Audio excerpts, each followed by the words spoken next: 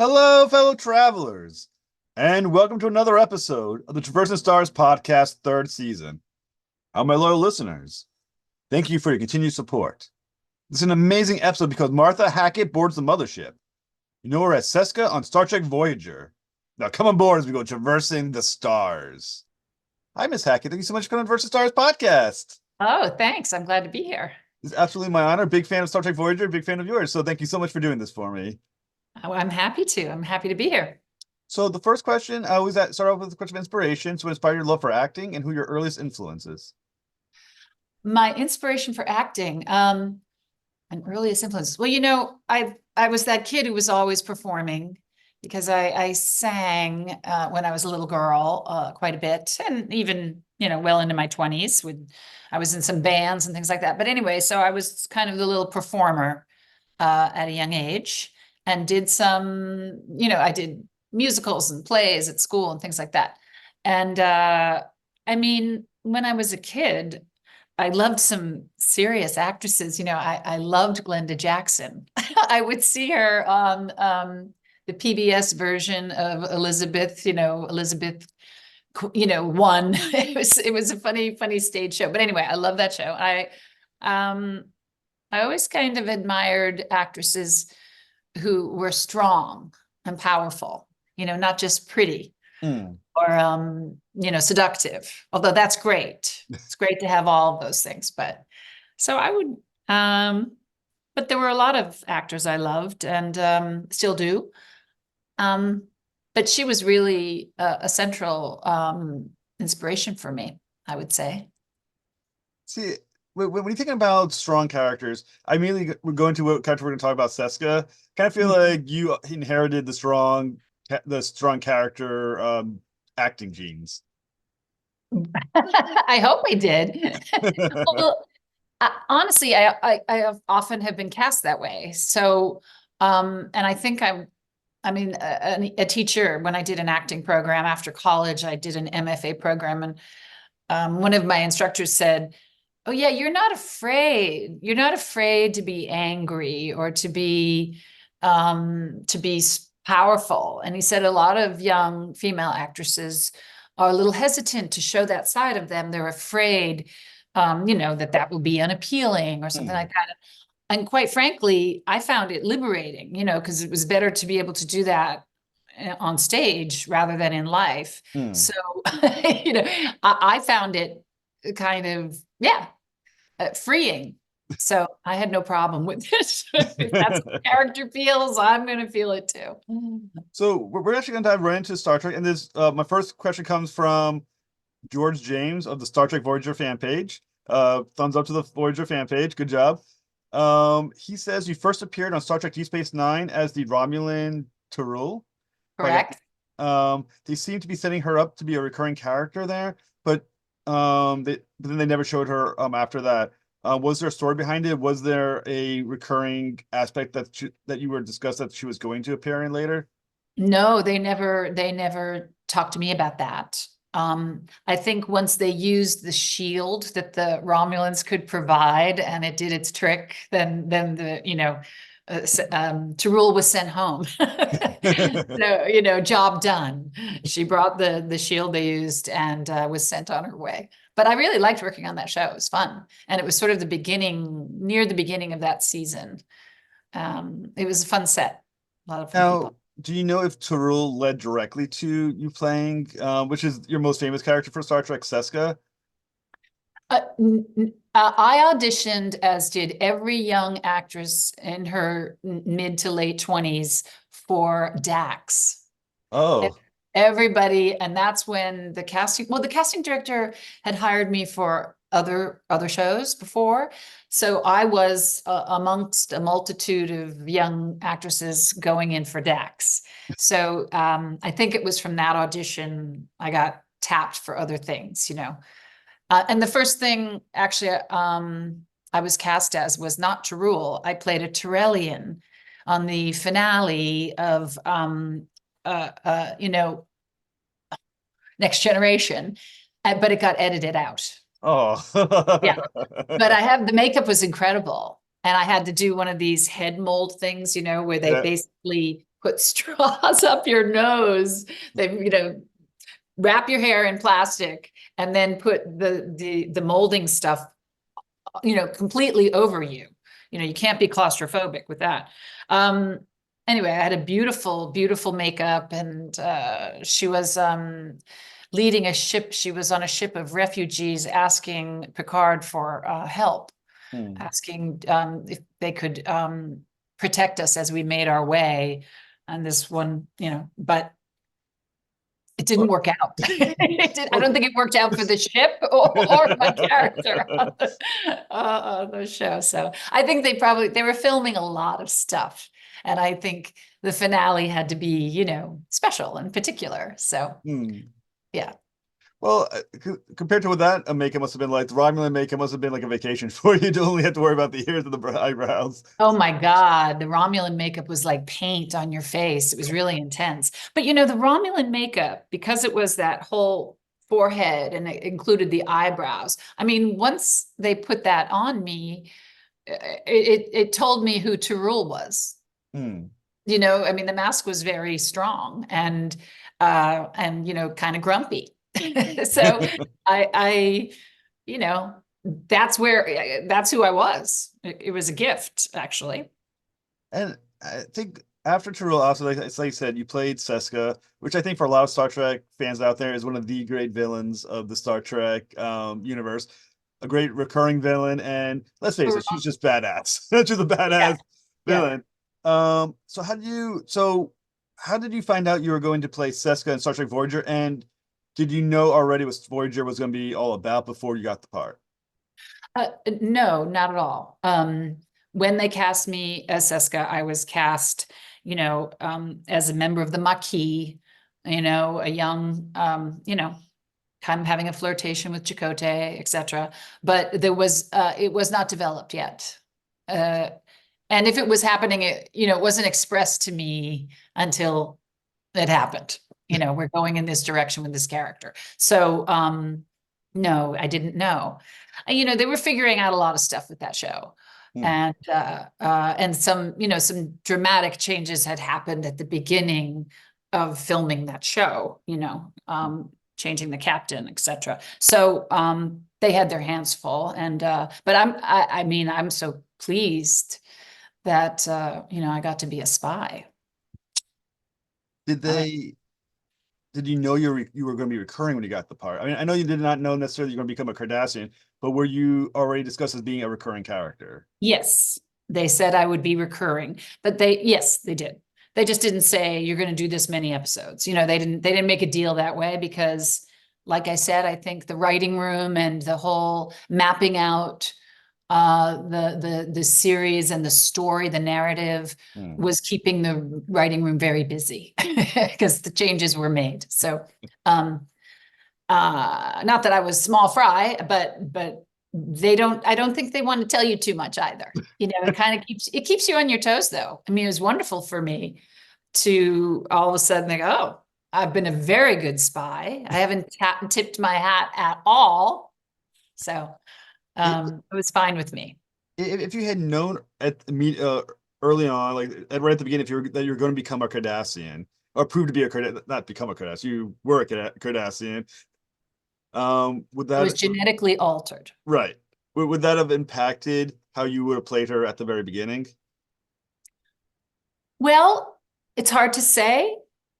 I mean, I hope not. And there wasn't in the writing any kind of scene that would have allowed us to see that side of Seska yet. So, I mean, in a way, it was a gift that I didn't, because the surprise was greater, I think. And for me, I could start, once she decided what was what, and that she was going to go back to, being partially Cardassian, once she decided she was going to reveal herself, because she had no other choice, really. I had no other choice. It made it fresher. Do you know what I mean? Like, it was such a good pivot for me as an actor, because I was X, Y, and Z, and now I'm A, B, C. Like, it just was great. I loved it. And so in a way, I hope it wouldn't have changed Mm, my performance because, then people would start to be suspicious of me before it was appropriate. And mm. it might not have been a great spy for that very reason. So I Well, didn't mind that. so what did they tell you about Seska when you first got to? Because obviously they didn't tell you the big reveal. What information did they give you about the character? They said she's part of the Maquis, this sort of rebel group that, isn't sure which direction they want to go. I mean, they're all Star Trek, but they're just not sure. They're kind of unhappy with leadership, and that wasn't given to us in the text of I mean, my character, at least in the text of the shows too much, but some of the conflicts became more obvious. They just said, you're part of the Maquis. We don't really know what direction we're going in with it yet. I mean, that was actually what one writer said to me. We're just not sure yet who she's going to be, or Mm. what her role is going to be. But, you're in engineering. So that's it. What was it But difficult there to was try? a mistake once because there is an episode early on that I'm in a medical uniform. Oh. Yeah. And they switched it out. It's kind of a fun mistake to find. Was it Whoop. difficult to learn all the techno babble for engineering? Yeah. The techno babble, I mean, I kind of tried to approach it like Shakespeare. You've Mm. got to get all those you've got to get those words out of your mouth and you have to make them clear. And you have to know what you're saying. The audience doesn't need to know because if you know, they'll know. Right. So I didn't have trouble with it except at, late at night on a Friday. We're filming and we have to say some stuff and we're just tired. Then it was a challenge, but other than that, it was fine. Yeah. Now, even before the big reveal of her being a Cardassian, Cisco's already shown her nature as being kind of a rogue on some part. For instance, she tries stealing technology from the Sicarians. Do you think she could ever have been successful as a member of the Voyager? Like if she had never been revealed as a Cardassian, they never realized that happened. Do you think she ever would have been able to live as part of the crew? That's a good question. Um, Seska was very smart.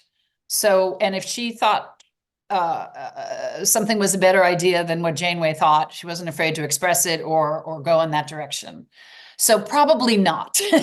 I mean, I think the rogue element was strong in her, and but that's what keeps things interesting. And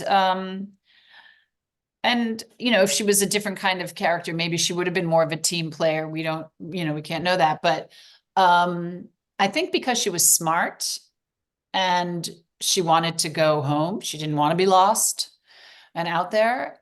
Um, she might have been a handful, Hmm. but not without good ideas. I mean, I honestly don't think Seska was reckless. I think she was super smart and knew uh, a lot more than other people did about what's in the engineering room, what's here, what's there, how I'm going to, uh, uh, make this happen. She was prepared. She was prepared for her job. I think she was really good at her job. So, um, maybe she could have been someone who'd figure things out for the Enterprise.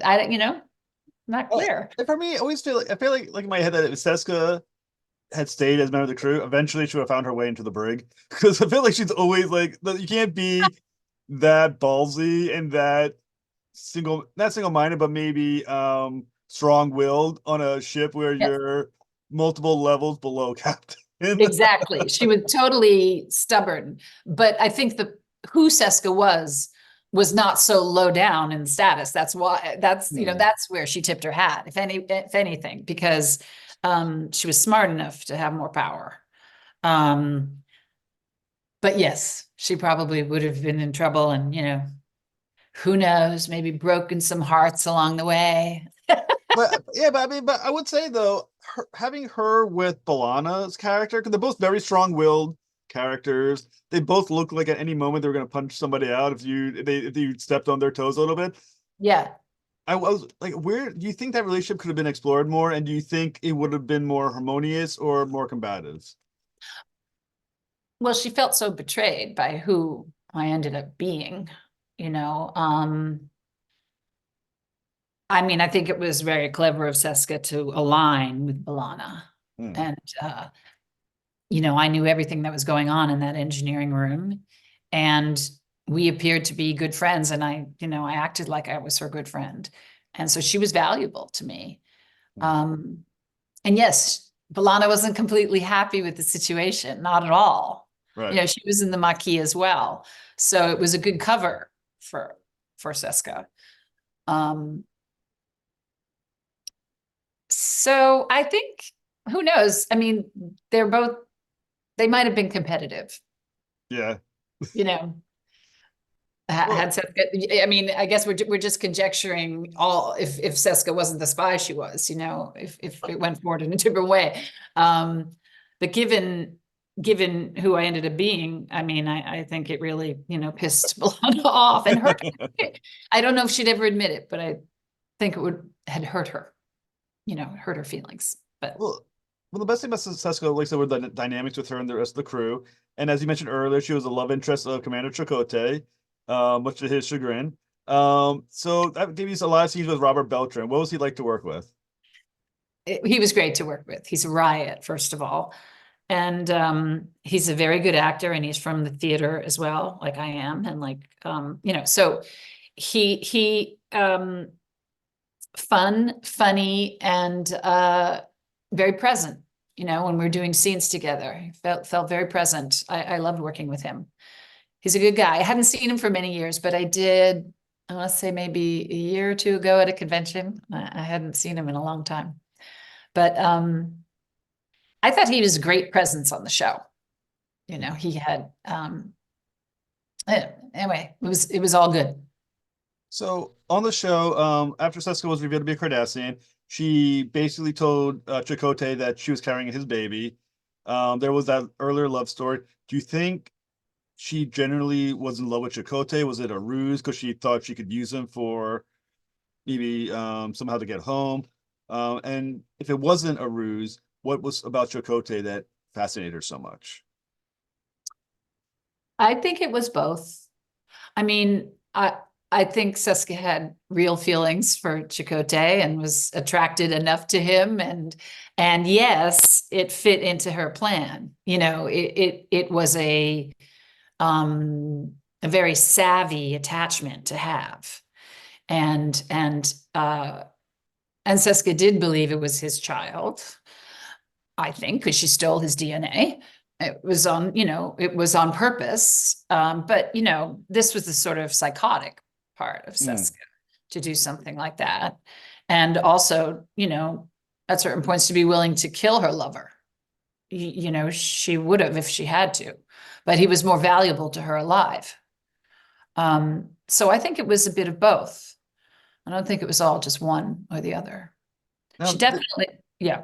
I was gonna say there's a scene that episode as well, I think, where she's revealing that whole episode plays off, where Chakotay goes to Tuvok and goes, Tuvok, you tricked me, thinking that you're Marquis and you're not. Seska tricked me into thinking that she was on my side and she wasn't.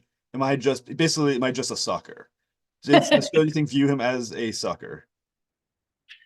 Did I think he was a sucker? Is that what you're Uh asking me? uh Seska, Or the does Seska? character. Yeah. No, I don't think Seska thought he was a sucker. I think Seska believed in her own seductiveness and her own ability to, um, to keep him hooked. And that can be a very powerful thing. So I think she was sure of herself in the relationship. I don't think she thought he was a sucker. I mean, in Seska's world, no one's as smart as I am. I mean, no one's as clever or as manipulative or going to get the job done. I mean, no one's going to outwit me. Hmm. So, but that's not a mark against you. necessarily. It's just the truth, right? It's just, Right. that's just the way it is. So, I mean, at least that's the way I approached it, because I thought the stakes are higher. The stakes are much higher if she actually has fond affections for him, Mm. or even obsession. The stakes are much higher. Right. So why not? Why not add it to the mix, I think one of the great things, like I said, Seska was such a great antagonist for Star Trek Voyager, especially as a recurring villain. I think she did fantastic. Um, do you think do you think Seska would have been as successful as a threat if she had stayed in the Alpha Quadrant? Did she kind of find her way in a way by being in the Delta Quadrant by falling, into the Kazon? Was that kind of like a windfall for her, or do you think she would have been just as successful if she had stayed in the Alpha Quadrant?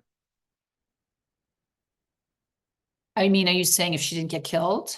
I mean, I Um, needed the Kazon because I needed muscle. I was out there all on my own. I had no backup. So I needed them. I wasn't in love with Kala, not at all, not even close.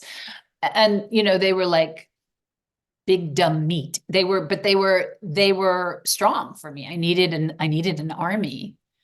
That's, and I acted my way through that too. Seska acts her way through it, hmm, um, because we really do know who's in charge. He just doesn't want it to look like I'm in charge. right. So I definitely needed them. I think I could have, I would have loved to have stayed and, continued to be an annoyance and a threat, but they, they, they just, they decided to end the whole storyline. And they also, the Kazon went away as well, if you noticed. So, I just wanted to change direction. Well, with the Kazon and Kolo, you played with a friend of the show, Anthony DeLongis, was Huh? character who's like the friend of the show and a very great guy. What was he like That's a really to good work with? guy. I'm sorry. What was he like to work with? Oh, he's such a good guy. He's so tall. No, he was really a good guy, really sweet. And actually we had a lot of fun. I mean, because he he would acknowledge, I mean, he played the character in this way because he'd get frustrated when she outwitted him or, kind of made him look a little dumb. And he was just very, very funny. And to allow himself to be that way was great. I thought he was great. I think one of my favorite episodes was Seska. It's kind of like a non-Seska episode because it wasn't really Seska. It was the Seska hologram episode Yeah. where she comes back. Yeah. What did you think when they told you that asked you to come back for this hologram episode called Worst Case Scenario? Worst case scenario. Yes. Well, I was thrilled. It was fun. And there was a whole new look for Seska. I mean, there was this, because Seska had created this hologram. Um, she looked at, it was a completely different look that had never been on the show, which was kind of fun. Um, you know, I, it was written so aggressively. Do you know what I mean? I mean, everything I do in that episode is so on point. And the only way I can make that work as well, it's a hologram. So the hologram is going to react to the situation, And that was an interesting challenge, Hmm. actually, because I think because I'm not the person, I am I am what Seska designed, to be. I was probably overthinking it, but it did occur to me like, oh, I'm responding to situations based on a program, Hmm. right? And I don't know. It was virtual reality, right? Well, see, Which, see yeah. that that's about to ask you because what I thought was kind of interesting is that as a hologram, Seska, she gets to program it the way she sees herself. Yes. And when you're playing her, then you're not playing Seska, you're playing the idealized version of how she saw herself. Yeah, that's where I was kind of I was a little not nervous about it, but I just thought, oh, this is interesting, or maybe I should just, it was unusual to think of that. Hmm. And I think and she's just so aggressive in it. It was written that way. She's not seductive. She's not trying to be friends with anybody. She's not, she's not up to her old tricks. She's been designed to shut it all down because she's not on the ship, so um, uh, that was an interesting challenge, actually. Eh, So, I really like that part. Was it more fun to play that version of Seska or the real Seska? well, the real Seska had so many angles. I I Hmm. hope, I think there were more shades, to do. Um, but again, like what we're saying, this is in a way Seska's fantasy of herself. Hmm. Uh, I don't have to, basically kiss anybody's butt to get what I want now. I can, I can do it in this program. I can do it inside the computer. Hmm. I think the other thing that's kind of interesting too is that because of that episode, it suggests that Seska was planning on some point betraying the crew. There's a sense that, would she have stayed with her, would she stayed quiet and just been a Bajoran? But that suggests that long, long, long into like long time ago, before that incident happened, she was already making some plots. Well, I think she was making plots because she's in engineering, so she's access to a lot of things. But I think she was plotting as soon as things started to look like, Janeway's not taking us home. Hmm. That's not now her directive or whatever she's planning on. So I'm going to have backup here because I'm going to get off this ship as soon as I can. Hmm. And, to hell with everybody else, right?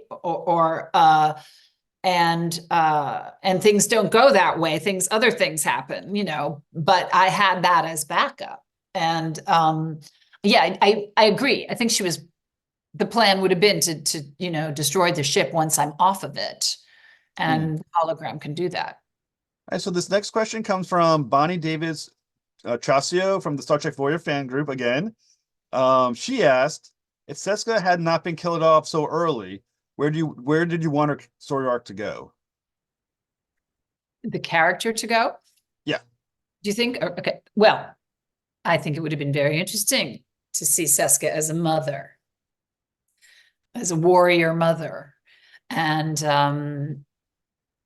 it sort of makes Seska a queen, right? She's got Hmm. this son in whatever dynamic she's going to be in, whether she's going to be with the Kazon or she's going to keep working her way back somehow to mix things up. So that would have been really interesting challenge, or lots of interesting things to play there. Hmm. And maybe, who knows, one could, we're kind of imagining a lot of things about Seska, how that might have changed her, you know uh or make her more fierce, Hmm. more fierce than she already was. So that would have been kind of cool. And I had my baby, my own son, my first child, just 2 months before I came back to do those episodes. So it was very interesting because I had, a new baby, and Seska had a baby all of a sudden. So it was a true coincidence. So Now, this is perhaps the most important question of all. Do you have the Seska action figure? I do, and I have both versions. Oh, okay. Could ask you and the Bajoran one. Correct. I Uh, only have the Bajoran one. oh, you only have the Bajoran one. Right. I have both. But my son's opened them. I have one that's closed, but they've been opened. Hmm. In fact, a friend used to, I had these little like antique what am I trying to say? Dollhouse tables. And he had like Seskas standing around and one sitting down, and he'd done a whole thing. It's not set up anymore, but it was very funny. During COVID, we were making little movies with this, Seskas.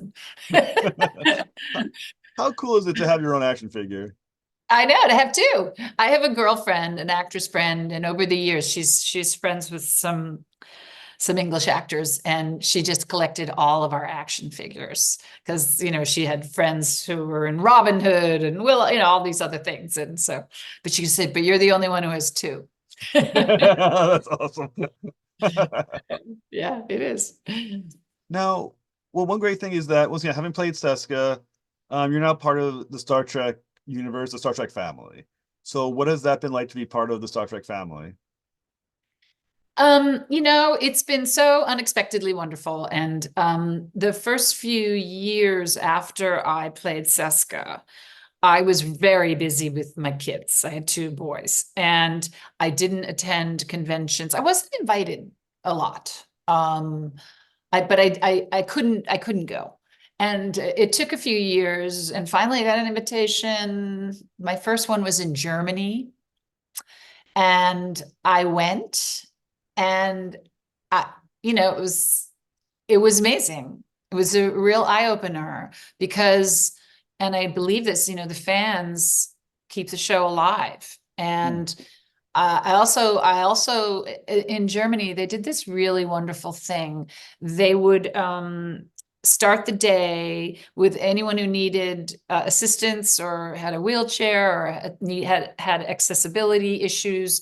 Those folks lined up the first part of the day, sort of like an hour and a half, so that they could all, be seen and have some time and not be in these massive lines and stuff. So it was really, I thought that was so wonderful.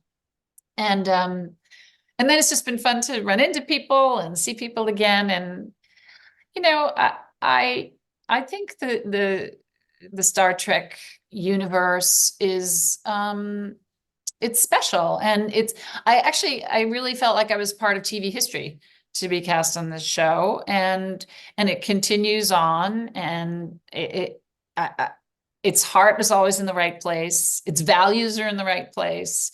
So I'm proud of it, and I learned a lot. It was the first job I had where I worked, continually for a while, for a few seasons. And so I learned so much on that show because, um, the show was very tight, camera wise, marks and things like that.